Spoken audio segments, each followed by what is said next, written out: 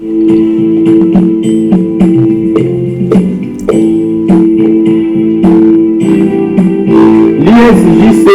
l'intimité avec le Seigneur Jésus-Christ, l'assurance absolue du salut de ton âme.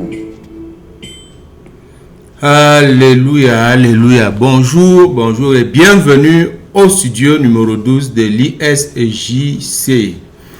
L'ISJC, bienvenue donc à notre chaîne YouTube. Et que le Seigneur vous bénisse au nom puissant de Jésus-Christ. Je prie que tous ceux qui sont en train de regarder en ce moment, que la paix de Dieu réside dans vos maisons au nom puissant de Jésus-Christ. Au nom de Jésus, je bouscule toute montagne qui s'érige entre toi et le Seigneur. Au nom puissant de Jésus, en amenant toute pensée captive à l'obéissance de la parole de Dieu. Saint-Esprit, prends contrôle et enseigne ton peuple maintenant au nom de Jésus-Christ, afin que l'Église connaisse enfin la vie de l'Esprit, la marche selon l'Esprit. Au nom de Jésus, nous avons prié. Amen. Alléluia, alléluia. Bonjour une fois de plus, chers frères et sœurs en Christ, et toi qui observes encore. Eh bien, nous sommes là aujourd'hui encore dans le cadre de notre émission, l'émission dont la plus spirituelle, l'émission de l'ISJC, et le quiz, une recherche approfondie dans les Écritures pour connaître la volonté de Dieu afin de lui plaire, afin de vivre éternellement dans sa présence. C'est le seul moyen de préserver le salut. Eh bien, avant de continuer, je vais t'exhorter à ne pas quitter cette vidéo avant la fin. Il ne faut pas abandonner sa bénédiction. Ne quitte donc pas cette vidéo avant la fin. Et surtout, si c'est la première fois, abonne-toi pour recevoir toujours ces enseignements qui changent la vie et qui te garantissent la vie éternelle. Et transfère pour faire l'œuvre de Dieu et Dieu va te bénir. Tu verras la gloire de Dieu.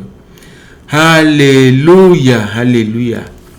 Eh bien, nous démarrons notre quiz, le quiz 77, mais nous allons d'abord corriger le quiz 76. Le quiz 76, donc, qui disait ceci: méditez sur les promesses qui sont faites au grand roi David dans, n'est-ce pas, le psaume 91, dans le psaume 91. Et maintenant, donc, on demande dont il en a bénéficié. Il faut dire que David a vraiment bénéficié de ces promesses. Ça se réalisait toujours, n'est-ce pas, dans toutes ces entreprises. Alors, on te demande de méditer encore sur l'épître de Paul aux Romains, chapitre 8, et de relever 3 versets bibliques, si tu peux faire mieux, parce que c'est une épître qui est très riche, l'épître de Paul aux Romains, et surtout le chapitre 8, de relever 3 versets bibliques qui montrent les raisons pour lesquelles l'Église ne rentre pas dans ces promesses-là. Ça ne marche pas. Ça ne marche vraiment pas. Alors, pour quelles raisons?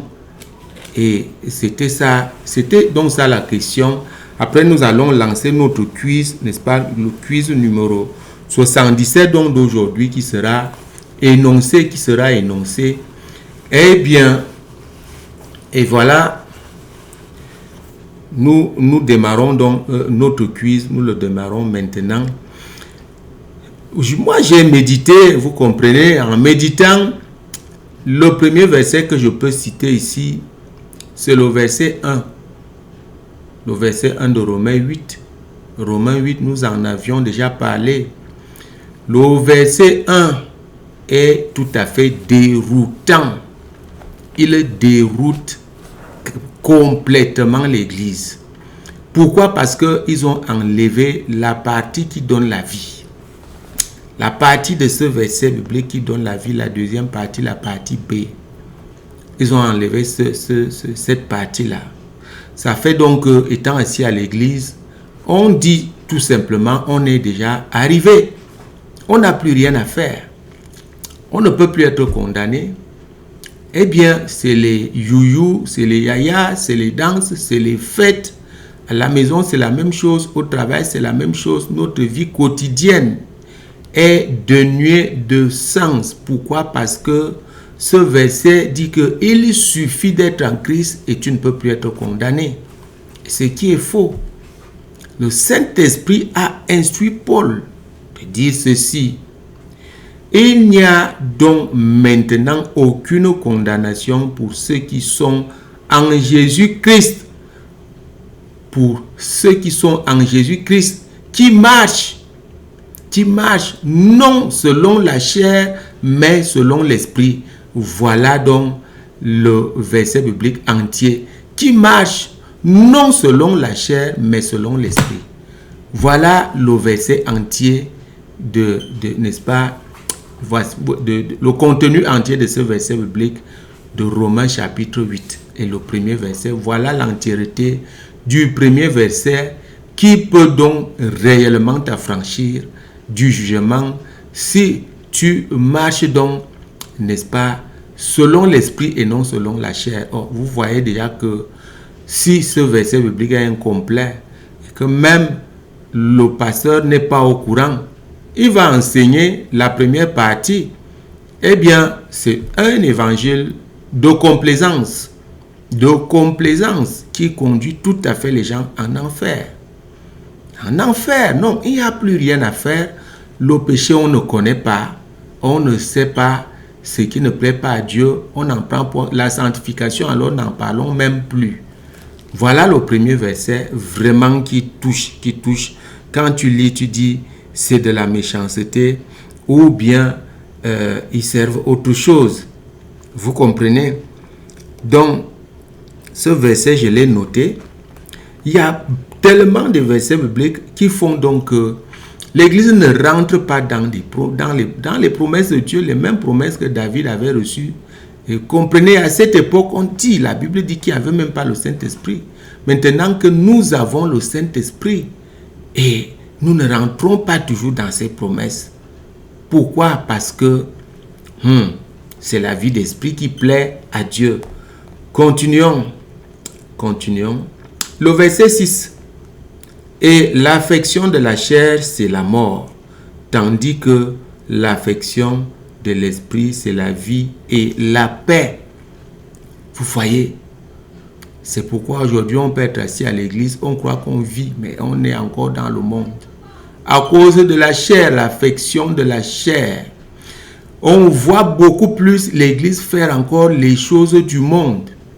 Dans tout, écoutez, dans tout ce qui nous est commun, je veux dire ici, toi qui es à l'église et toi qui es encore au dehors, nous pouvons avoir des choses en commun. Par exemple, le mariage. Vous allez remarquer que dans les fêtes, dans les cérémonies, l'église imite beaucoup plus le monde. Et en imitant le monde, l'église se met dans les dispositions où elle ne peut pas plaire à Dieu. Pourquoi? Parce qu'elle fait ce qui est mauvais, elle fait ce qui déplaît à Dieu. Vous comprenez? L'église ne fait pas ce qui plaît à Dieu parce que l'église va plutôt préférer imiter le monde. Je vous dis en toutes circonstances. Qu'est-ce que la Bible dit de l'alcoolisme? Regardez les fêtes de mariage des enfants de Dieu. Les gens sont tout à fait dingues. Ils sont sous et ils commencent à se toucher comme le jour de la célébration du veau d'or.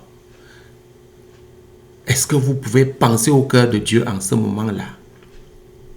Sans oublier le reste, tout ce qu'on appelle la souillure dont l'Église s'empiffre et qui viole la sanctification, la sainteté de Dieu.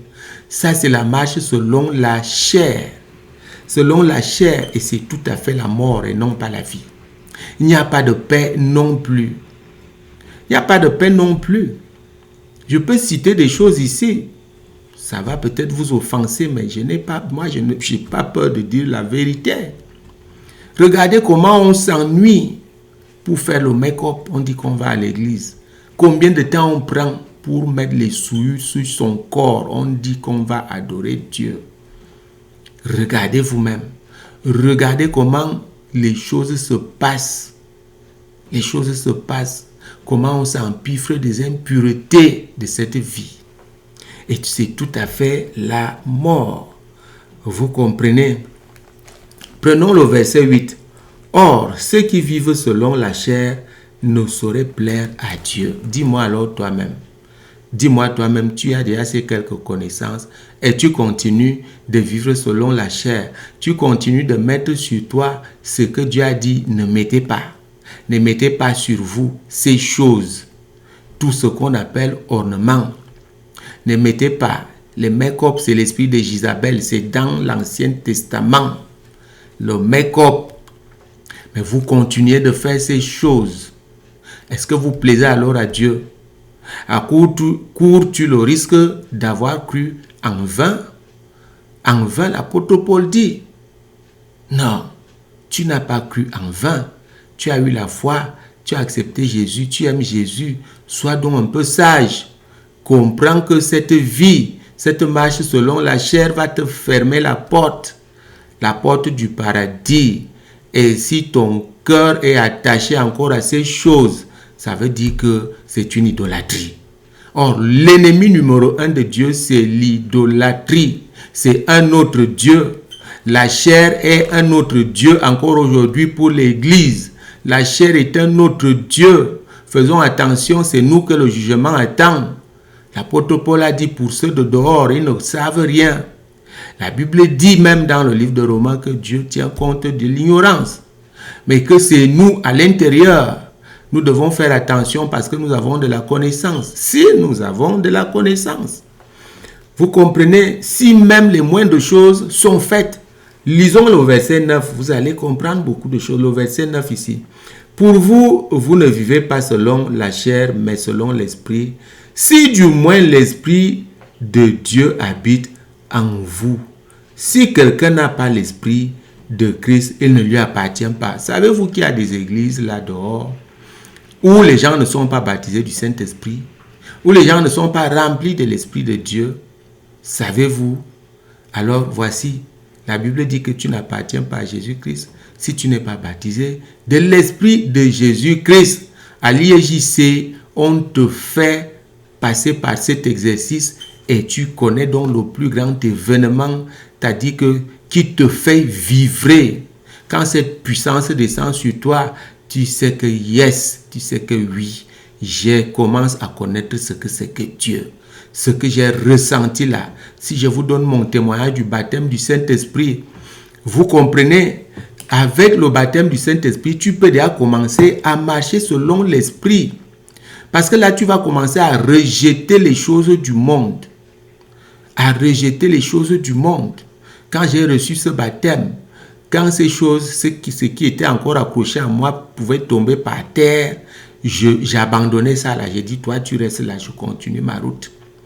Vous comprenez, jusqu'à mon téléphone, quand je quitte la France et je suis dans mon pays, au Cameroun, mon téléphone qui avait des centaines de numéros de téléphone de femmes est resté dans le taxi. Et je connaissais le taxi. Je connaissais même le numéro du taxi. C'était un taxi de mon quartier, mais je n'ai entrepris aucune démarche pour retrouver ce téléphone-là. Je venais donc d'être baptisé du Saint-Esprit et Dieu me séparait comme ça du monde. Je n'ai entrepris aucune démarche pour retrouver ce téléphone et c'était pour moi un bon débarras. Vous voyez le monde devait me suivre. Il y a même des gens que j'ai connus, des femmes que j'ai connues, mais qui faisaient des choses, qui disaient me voir assis sur une table et un livre devant moi. Et lorsqu'elles voulaient m'approcher, il y avait comme la nuée au milieu. Elles ne pouvaient pas m'approcher. Vous comprenez ça? La vie, la marche selon l'esprit, la vie de l'esprit demande qu'on coupe avec le monde. Il n'y a pas de complaisance dans cette affaire. Si on vous cache la vérité, eh bien, vous trouvez la vérité à l'IEJC. Nous sommes là pour sauver véritablement l'Église. et non pas pour fermer nos bouches parce qu'on a peur que les gens vont quitter l'église. Eh bien, ceux qui quittent, ils ont déjà choisi leur route, ils savent où ils vont. Alléluia! Et ceux qui restent sont bel et bien dans le livre de vie. Ils seront sauvés. Terminons avec ce quiz avec le verset, n'est-ce pas? Le verset 14 et le verset 17. Le verset 14 dit, car tous ceux qui sont conduits par l'Esprit de Dieu sont fils de Dieu. Alors, examine ta filiation aujourd'hui, Église. Corps de Christ, membre de l'Église. Tu fais quoi à l'Église? Examine ta filiation. Es-tu sûr que tu es fils de Dieu? Parce que si tu marches selon la chair, tu es éliminé. Le jour de l'enlèvement va te surprendre et tu ne seras pas enlevé parce que tu n'es pas encore fils de Dieu. Même ayant accepté Jésus-Christ étant assis à l'église, toi tu vis encore selon le monde, selon les principes du monde, avec les paroles de complaisance. On va encore faire comment? Ceci, cela. Terminons par le verset 17, vous allez voir quelque chose ici. Or, si nous sommes enfants, nous sommes aussi héritiers, héritiers de Dieu et co-héritiers de Christ. Si toutefois nous souffrons avec lui afin d'être glorifiés avec lui. Voilà une espèce de conclusion. Est-ce que tu souffres? Parce que la marche selon l'esprit, c'est vraiment un peu de souffrance. Oui, tu coupes avec le monde, tu te débarrasses des choses du monde. Vous comprenez, c'est de la souffrance. La vie de prière, c'est de la souffrance. C'est des sacrifices. Est-ce que tu veux donc hériter avec Jésus-Christ même cette vie-ci-là? Cette vie-ci, je connais une sœur, le pasteur lui a dit, il faut couper avec le monde, arrête la fornication, Dieu te donne un mari. C'était une prophétie. Cette sœur a conservé le concubin sur le même lit et ce jour-là au culte, les anges sont venus avec son mari. Les anges arrivent avec son mari, les anges voient clairement que elle est couchée, mais le pied d'un homme est sur elle. Les anges ont ramené le mari, ils ont rendu compte. Et le mari a été donné à une autre sœur qui était dans la même situation, mais qui était obéissante. Vous voyez. Les anges ont rendu compte, ils rendent toujours compte, ils ont dit, mais la sœur en question est mariée. Non, elle n'était pas mariée, mais ce qu'elle n'avait pas coupé avec le monde. Donc voilà, chers frères et sœurs en Christ, nous devons arrêter avec le monde et mener véritablement une vie de l'esprit. Nous passons au quiz donc le quiz 77 qui dit ceci: méditez sur Galates, méditez sur Galates chapitre 5 et relevez le passage qui mentionne clairement ce qu'on peut appeler la matière première à la marche selon l'esprit. La matière première à la marche selon l'esprit. De quoi se nourrit la marche selon l'esprit? Galates chapitre 5, médite. Eh bien, et donne-moi ce passage. C'est compris entre 2 ou 4 versets bibliques. Tu me le donnes parce que tu auras médité. Que le Seigneur vous bénisse. Jésus-Christ est vivant, Dieu n'a pas de fin et le miracle continue.